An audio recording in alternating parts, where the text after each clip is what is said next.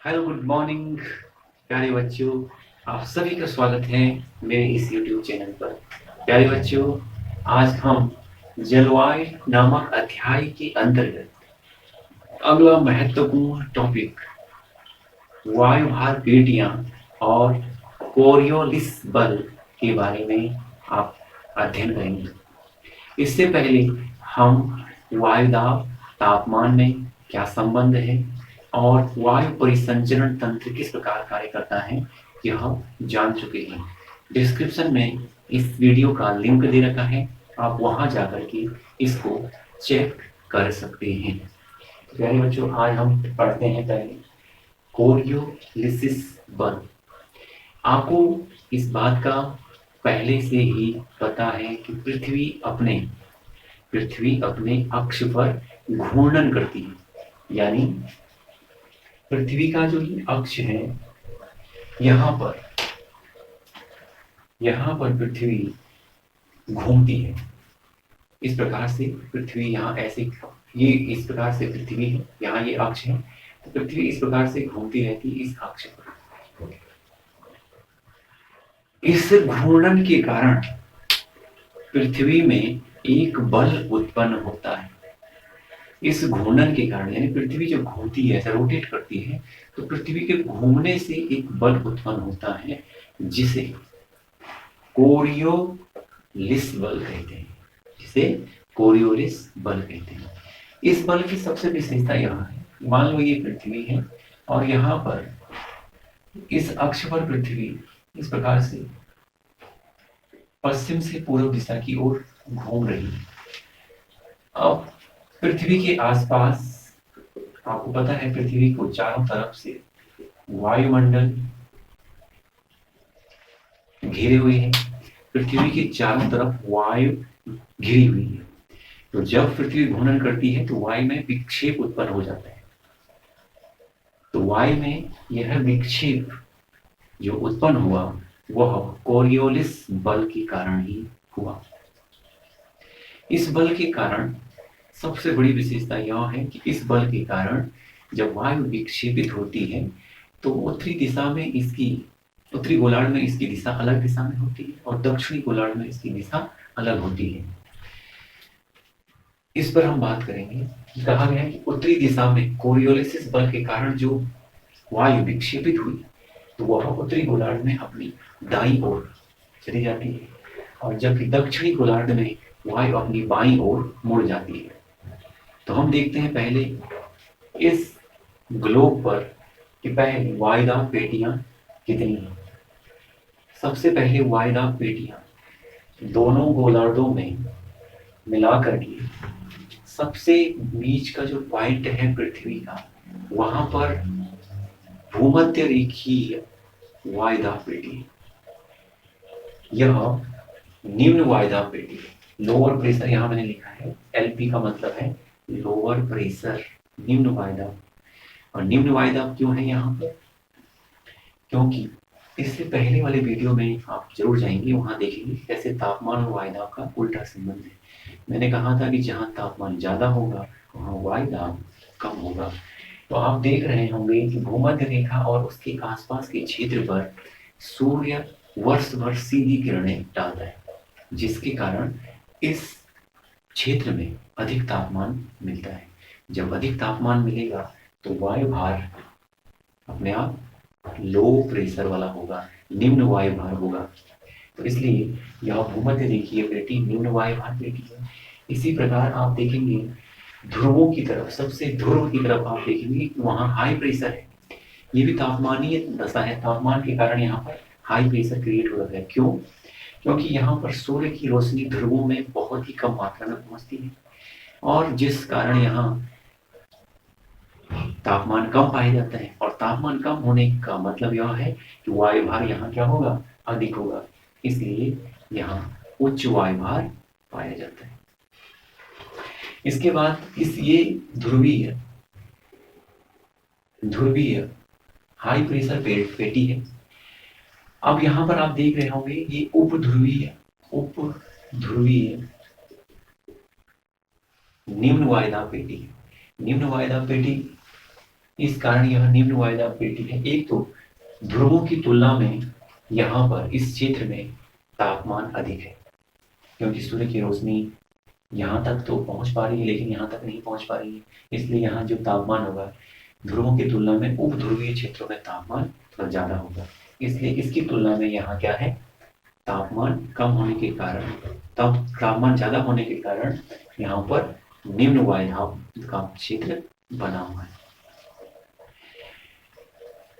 अब आप देखेंगे कि मैंने उस समय पिछली वीडियो में कहा था, पिछली क्लास जो हमारी चली थी उसमें हमने कहा था कि हमेशा जो वायु का संचरण होता है, वायु का संचरण हमेशा उच्च वायु भार से निम्न वायु भार की ओर होता है।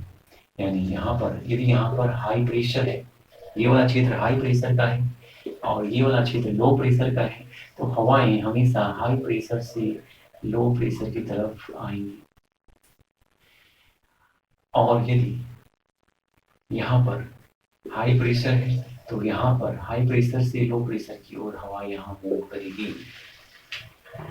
तो यदि हम इन वायुदाब पेटियों के बीच हवा का मूवमेंट देखें तो हमेशा उच्च वायु भार पेटी से निम्न वायु भार पेटी की ओर हवा मूव करेगी। जैसे यहाँ उच्च वायु भार पेटी है और यहाँ निम्न वायु भार पेटी है, तो हवा हमेशा उच्च वायु भार से निम्न वायु भार की ओर आएंगी और किस ओर मुड़ेंगी, दाईं ओर। अर्थात यहाँ से नीचे की तरफ आ रही है, इसका मतलब यहाँ से नीचे की तरफ, तो हमारा दायां हाथ इस साइड है तो हवा का मूवमेंट इस साइड होगा, यानी हमारी इस साइड होगी। तो हवाएं सीधी नहीं बहेगा, ऐसे नहीं बहती बल्कि राइट साइड में बहती है, ऐसे दाहिनी तरफ हवा मूवमेंट करेंगी और उच्च वायु भार से निम्न वायु भार की ओर मूव करेंगे। इसी प्रकार यहाँ हाई प्रेशर पेटी है, यहाँ लो प्रेशर पेटी है, हवाएं अपनी दाईं ओर जाएंगी, यहाँ हवाएं यहाँ सीधी नहीं जाएंगी बल्कि हवाएं अपनी दाईं ओर इस प्रकार से चली जाएंगी। ठीक इसी प्रकार यहाँ हाई प्रेशर पेटी है, यहाँ लो प्रेशर पेटी है, तो हवा जब यहाँ हाई प्रेशर से लो प्रेशर की तरफ आएगी तो ये अपनी दाईं ओर मुड़ करके ही आएंगी। जैसे यहाँ से इस प्रकार सीधी ना आकर के इस प्रकार दाईं ओर आएंगी। इस प्रकार हमने देख लिया कि उत्तरी गोलार्ध में हवाएं फेरल के नियम के अनुसार हवाएं जब विक्षेपित होंगी तो अपनी दाईं ओर मुड़ेंगी और जाएंगी किस ओर, हाई प्रेशर से लो प्रेशर की ओर, उच्च दाब से निम्न दाब की ओर। अब हम दक्षिणी गोलार्ध में यदि बात करें 0 डिग्री से दक्षिणी गोलार्ध में 90 डिग्री तक, तो हवाएं अपनी बाईं ओर मुड़ेंगी। जैसे यहाँ लो प्रेशर, यहाँ हाई प्रेशर है, यहाँ लो प्रेशर है।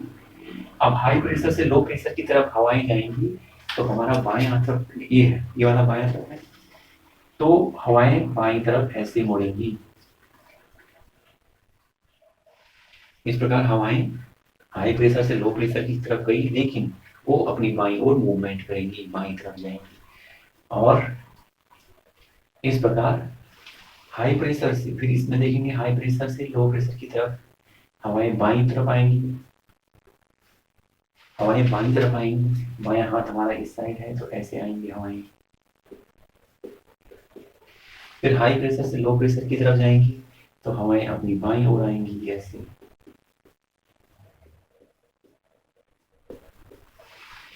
इस प्रकार हमने समझ लिया कि पृथ्वी के पूरे क्षेत्र पर कुछ ऐसे क्षेत्र हैं जो हाई प्रेशर जोन वाले हैं, कुछ ऐसे क्षेत्र हैं जो लो प्रेशर वाले जोन वाले हैं। तो हवाएं पृथ्वी के चारों तरफ से हाई प्रेशर से लो प्रेशर की तरफ जाती हैं और उत्तरी गोलार्ध में ये अपनी दाईं ओर मुड़ती हैं, दक्षिणी गोलार्ध में अपनी बाईं ओर मुड़ती हैं।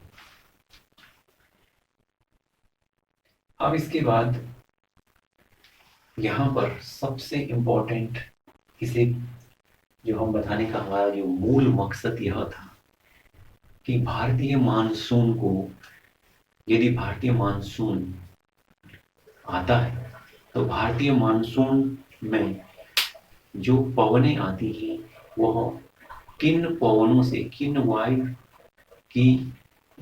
वायु के माध्यम से वो मानसूनी पवनें आती हैं। तो सबसे पहले इसका नामकरण, ये व्यापारिक पवने, व्यापारिक पवने, ये पछुआ पवने हैं, पछुआ पवने हैं, और ये ध्रुवीय पवने हैं। और आपको पता है कि भारत की स्थिति कर्क रेखा के लगभग बीच में है। यह भारत कर्क रेखा के लगभग बीच से डिवाइड होता है, आपको पता है। और कर्क रेखा लगभग यहाँ 23.5 डिग्री पर ऐसे यहाँ खींची जाती है, और भारत की स्थिति इस कर्क रेखा के लगभग बीच में है।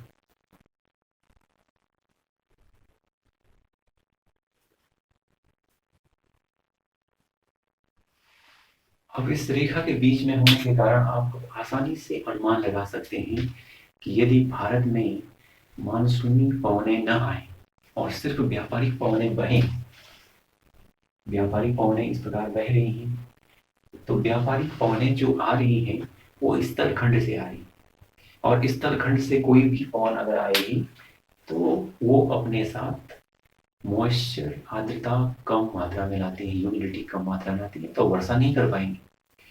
लेकिन भारत में व्यापारिक पवनों का क्षेत्र होने के बावजूद भी वर्षा काल अच्छी वर्षा प्रदान करता है।